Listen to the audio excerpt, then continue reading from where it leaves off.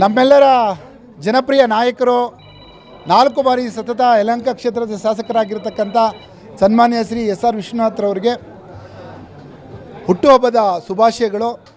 ನಾಳೆ ಅಂದರೆ ಜುಲೈ 24 ಶುಕ್ರವಾರ ಬೆಳಗ್ಗೆ 8:30ರಿಂದ ತಡರಾತ್ರಿವರೆಗೂ ಅವರ ಅಭಿಮಾನಿಗಳು ರಾಜ್ಯದ ವಿವಿಧ ಭಾಗಗಳಿಂದ ಬಂದು ಅವರಿಗೆ ಶುಭವನ್ನು ಹಾರೈಸ್ತಾರೆ.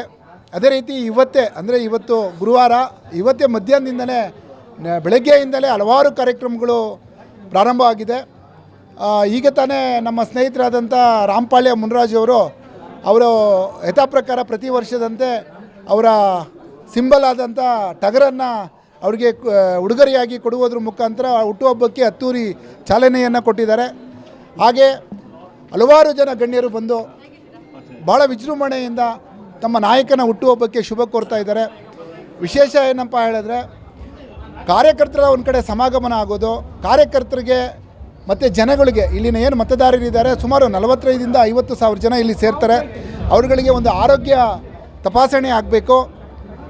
ಹಾಗೂ ಹಲವಾರು ಫಲಾನುಭವಿಗಳಿಗೆ ಹಲವಾರು ಅನುಕೂಲಗಳನ್ನು ವಿತರಣೆ ಮಾಡುವುದರ ಮುಖಾಂತರ, ಅಂಗವಿಕಲರಿಗೆ ತ್ರಿಚಕ್ರ ವಾಹನವನ್ನು ಕೊಡುವುದ್ರ ಮುಖಾಂತರ, ಮತ್ತು ಸುಮಾರು 22,000 ಹೆಲ್ಮೆಟ್ಗಳನ್ನು ಅವರ ಒಂದು ಬೈಕ್ ಸವಾರರಿಗೆ ಕೊಡುವ ಮುಖಾಂತರ, ಮತ್ತು ಎಲ್ರಿಗೂ ವ್ಯವಸ್ಥಿತವಾದಂಥ ಊಟದ ವ್ಯವಸ್ಥೆ ಮಾಡುವ ಮುಖಾಂತರ ಎಲ್ಲ ಮುಖಂಡರು ಮತ್ತು ಕಾರ್ಯಕರ್ತರು ಸೇರಿ ತಮ್ಮ ನಾಯಕನ ಹುಟ್ಟುಹಬ್ಬವನ್ನು ಅದ್ದೂರಿಯಾಗಿ ಸತತವಾಗಿ 18 ವರ್ಷಗಳಿಂದ ಆಚರಣೆ ಮಾಡ್ಕೊಂಬರ್ತಾಯಿದ್ದು, ಈ ಸರಿನೂ ಕೂಡ ವಿಶೇಷವಾಗಿ ಇನ್ನೂ ಹೆಚ್ಚಿನ ರೀತಿಯಲ್ಲಿ ಒಳ್ಳೆ ರೀತಿಯಲ್ಲಿ ಮಾಡ್ತಾ ಬಂದಿದ್ದಾರೆ. ನಾನು ಎಲ್ಲ ಒಂದು ಮುಖಾಂತರ ನಮ್ಮ ಶಾಸಕರಿಗೆ ಒಳ್ಳೆಯದಾಗಲಿ, ಅವರಿಗೆ ಮುಂದೆ ಒಳ್ಳೆಯ ಆರೋಗ್ಯ, ಐಶ್ವರ್ಯ, ಯಶಸ್ಸು ಮತ್ತು ಎಲ್ಲ ರೀತಿಯಾದಂಥ ಕೀರ್ತಿ ಸಿಗಲಿ ಅಂತ ಹೇಳ್ಬಿಟ್ಟು ಅವರ ಕುಟುಂಬಕ್ಕೂ ಒಳ್ಳೆಯದಾಗಲಿ ಅಂತ ಈ ಮೂಲಕ ಆರೈಕೆ ಮಾಡ್ತೀನಿ.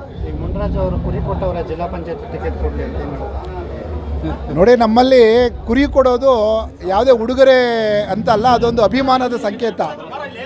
ಕೆಲವೊಬ್ಬರು ಕುರಿ ಕೊಡ್ತಾರೆ, ಕೆಲವೊಬ್ಬರು ರಕ್ತ ಕೊಡ್ತಾರೆ, ರಕ್ತದಾನ ಮಾಡ್ತಾರೆ, ಕೆಲವೊಬ್ಬರು ಬೇರೆ ಬೇರೆ ಸವಲತ್ತುಗಳನ್ನು ಕೊಡ್ತಾರೆ, ಕೆಲವೊಬ್ಬರು MLA ಅವ್ರ ಜೊತೆ ಹಸ್ತಲಾಘವ ಮಾಡ್ತಾರೆ, ಏನೂ ಕೊಡೋಕ್ಕಾಗದೇ ಇರತಕ್ಕಂಥವ್ರು ಒಂದು ನಗು ಕೊಡ್ತಾರೆ.